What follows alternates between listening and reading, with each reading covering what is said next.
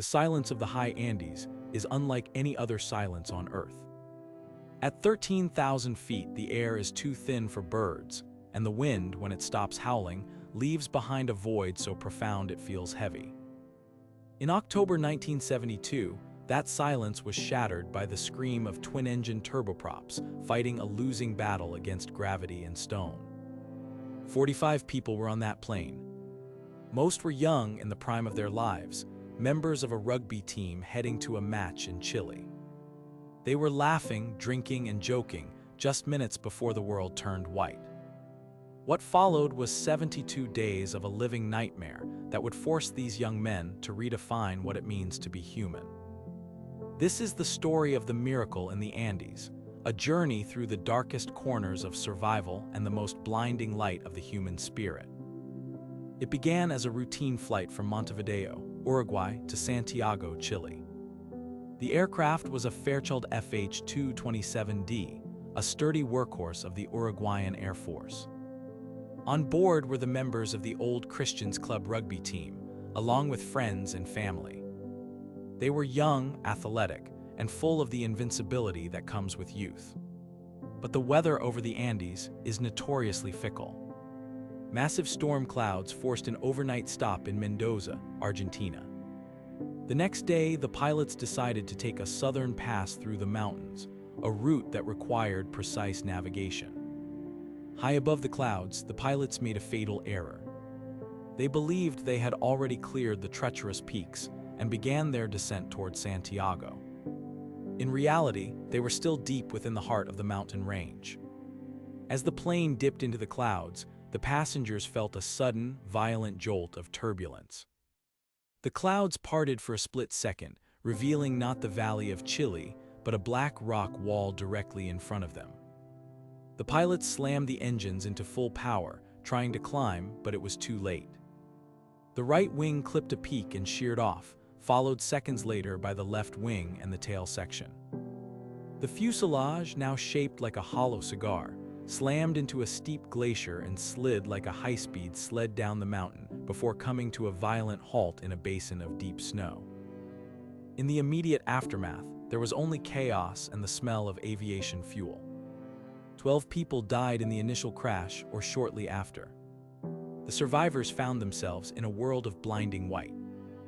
They were at an altitude of 11,000 feet, dressed in summer blazers and light clothing, with no food, no medical supplies, and no way to call for help. The temperature at night dropped to 30 degrees below zero. They used the wreckage of the cabin as a makeshift shelter, stacking suitcases in the open end of the fuselage to keep out the biting wind. For the first few days, they held on to hope. They saw search planes flying high above, but the white fuselage was invisible against the endless snow of the glacier. They tried to create a cross out of suitcases, but it was too small to be seen from thousands of feet up. On the 11th day, they managed to get a small transistor radio working. They huddled around it, straining to hear news of their rescue. Instead, they heard the words that crushed their souls. The search had been called off. The authorities believed no one could have survived the crash or the elements. They were officially dead to the world. This was the moment the true ordeal began. Their meager supplies of chocolate and wine were gone. There was no vegetation, no animals, nothing but snow and rock. Starvation began to set in, its effects amplified by the extreme cold and the thin air. They faced a choice that is unthinkable to anyone sitting in the comfort of a home.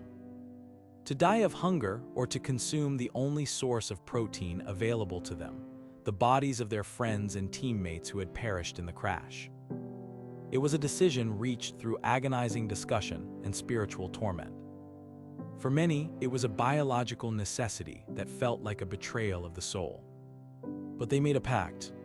If any of them died, the others had permission to use their bodies so that at least some might live to tell the story. The mountain, however, was not finished with them. On the 17th day, as they lay sleeping in the fuselage, a massive avalanche triggered by a nearby peak thundered down the mountain. It buried the wreckage in seconds. 8 more people were killed instantly, smothered by the snow. The survivors were trapped in a tomb of ice for 3 days, breathing through small holes they poked to the surface. When they finally dug themselves out, they were even more diminished, but their resolve had somehow hardened. As the weeks turned into a second month, it became clear that no one was coming for them. If they wanted to live, they had to save themselves. They began to prepare expeditionaries, the strongest among them who would attempt to climb out of the mountains. They fashioned sleeping bags from the insulation of the plane's heating system and used pieces of the window glass as sunglasses to prevent snow blindness.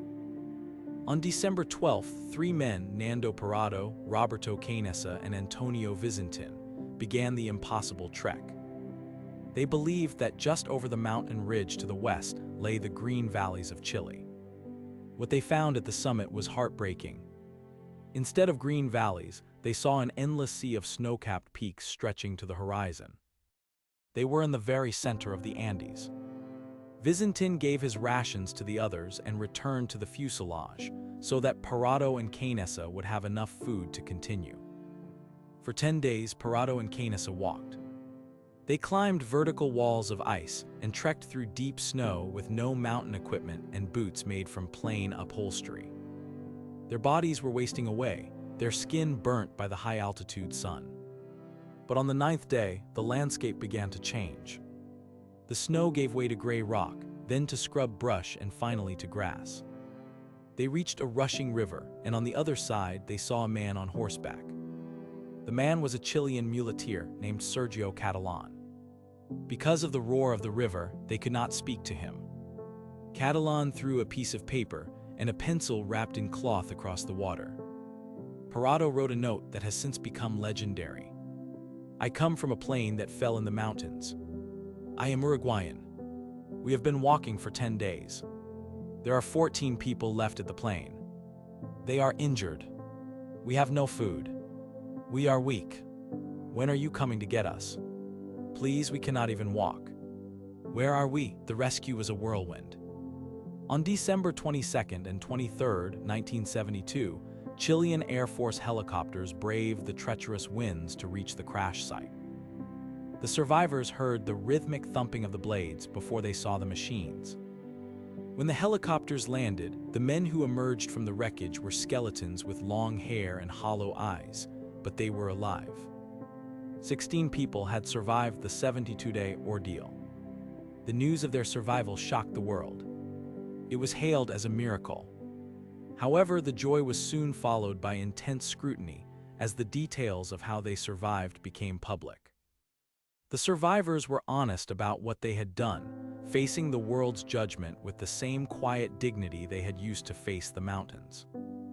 Over time, the public's horror turned into a deep respect for the impossible choices they were forced to make.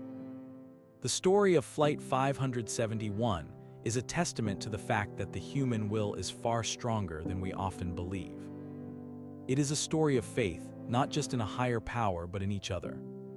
These men did not survive because they were lucky.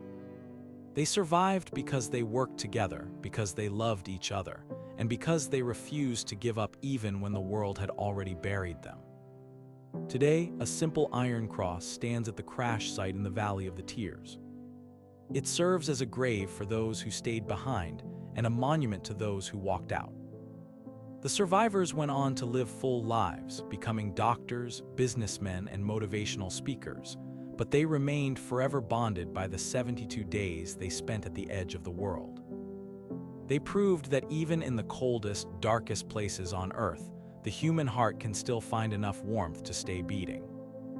As we look back on this hidden history, we are reminded that no matter how steep the mountain, the way out begins with a single, determined step.